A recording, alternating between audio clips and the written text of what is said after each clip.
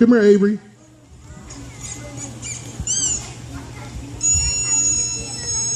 So I had a discussion with my 9-year-old, Avery, the other day. And we were talking over a bit of scripture. And the scripture that we talked about, it was when Jesus looked at his disciples and he told his disciples, he said, you are going to go to prison and you're going to be killed for my name's sake. And I said, what if Jesus would have looked at you and said, hey man, you're going to go to prison and you're going to be killed for my name's sake. I asked Avery, I said, Avery, how would that make you feel if you was Jesus' disciple? Would you be afraid? What did you say? Well, I would be nervous and I would be mad because I would be nervous because I don't know why I'm dying, and I would be mad because people would throw me into jail for no reason and just kill me. I don't know why. I don't know why they would do that. So that's pretty much a natural reaction of all of us. All of us will feel nervous if the person that's discipling us tells us, hey, guess what? You're going to be thrown in prison and killed for me. Hey, dude, what part of the game is this? You got me twisted. I was with you walking on water, drinking, turning the water into wine, right? Feed me the fishes and things. I was with you on that, but now you're telling me I'm going to be thrown in prison? Did I hear you come again, right? No, none of us want to suffer. Hurry up. So a natural fear, everybody would have felt that fear. Now let me explain something, because how many of us have seen that picture of Jesus hanging on the cross like this? All decked out, looking, got the rosary beads hanging out, right? That's not the true image of him.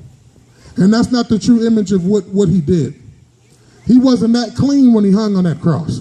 See, let me tell you what they did first. Raise your shirt up, son. They took a whip of cat o' nine tails, right? On this whip, they had spikes that would dig into your flesh when they hit you. Now, they gave Jesus 40 licks with this whip. They hit him, it got stuck in his back, and they pulled that whip, and it tore the flesh and skin from his back. Now, when it tore the flesh and the skin from his back, he bled. That was the first lick. He had 39 more licks to go. Now, it don't take much of an imagination for you to use, but do you think he was? Another thing they did, the Jews is accustomed, they have beard, right?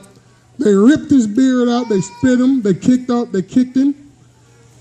They took a crown of thorns with spikes in it. Say, oh, you call yourself the king of the Jews? We'll make you a king. They put this crown on his head. They pressed down on it. These spikes tore the flesh off of Jesus' face. Blood. You could just imagine how his face looked, right? He was pretty bloody. He was pretty battered. He was beat, bloody from head to toe. Then they said, time to put him on this cross.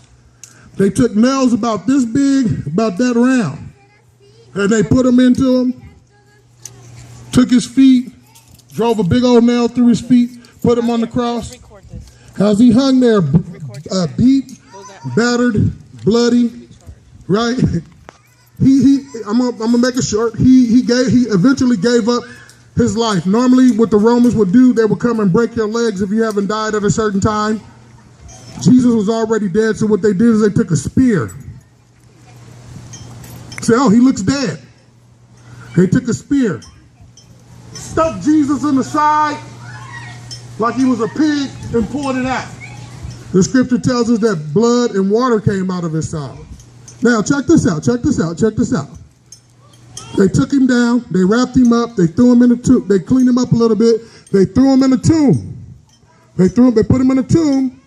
3 days later, his mother went to go and prepare the body, his mother Mary. Some of you guys know about his mother Mary.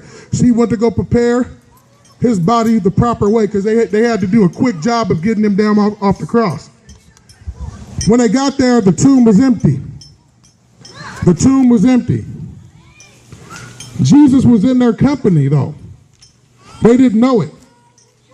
Because when he rose back from the grave, all those marks, all those wounds that he had, they disappeared.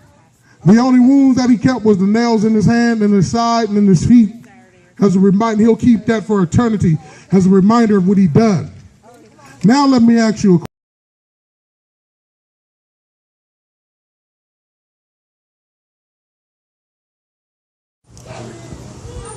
Dave, I'd like to get your input. This right here, this vision that we're doing right here, it's just a husband and wife team impacted not just the city of Kent, but the city of Renton, the city of Skyway, the city of Seattle, Tacoma. And what we're doing is we're taking a message to the community, and we're speaking to not just the youth, but even also the adults, right? Today, some of our stories are going to come out about the importance of education and crime prevention. It's very, very needed in this day and time. So, Dave, I'd like to get your input, man, to the community about what you think, what you think of this and how you think this can really impact the young people if we can all get involved with it. Well, I just like to say that, this right here, us gathering together to enjoy some music and be peaceful and enjoy the beautiful weather that we're having is the step in the right direction. Us, coming together to do these things uninhibited without worry that something is going to happen, or it's something. We need to. It's fear that's causing this. So let's show them that there's nothing to be afraid of, and be together and share. That's right. That's right. So we thank Dave, and what's your name back there, brother? We got Dave and Gizmo. Go get your basketball. Men, and that's what we want to see. We want to see more men come out. We need to see more men come out and support this. Again, families, what we really need is we need you to come in and gather close, bring your chairs out, because we're going to run about a 15-minute drama skit production here. Stop. We're going to run about a 15-minute drama skit production here, and you will not be able to hear from way back there, from way over yonder. We're trying to raise some money so that we can get the lapel mics, so that you can be shy. Hold the ball. Avery. And listen to the word from way back yonder. Avery, come on. But until we get the money raised, where we can actually mic up our drama team so that they can be heard over the loudspeakers, we need people to come out and get close. We got Dave, a member of the community. Go ahead, Dave. Put it down, baby. Way to represent for the community. Way to show love. Way to show support for the young people, Dave. We got live music by Dave today. Go ahead, man.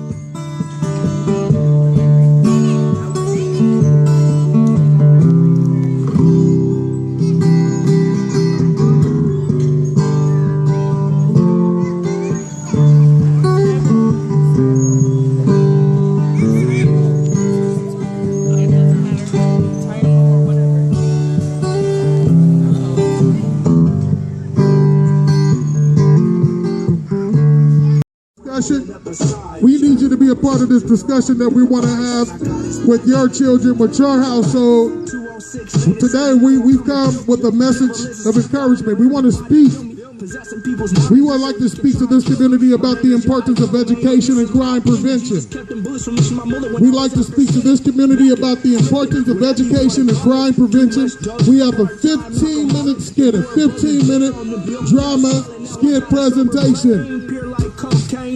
This message only works if the adults of the community will all come out and band together. Let's band together as a community.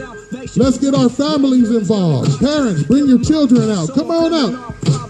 Show your children that you support this message. Show your children that you sponsor this message today by bringing yourself out of your homes, out of your houses. Come on, let's have this talk. Like I said, bring your dominoes, bring your card table, bring your chairs. Come on out to this. About 6:30, we're gonna get started here. telekinesis. Can't fuck with Jesus, make the snake.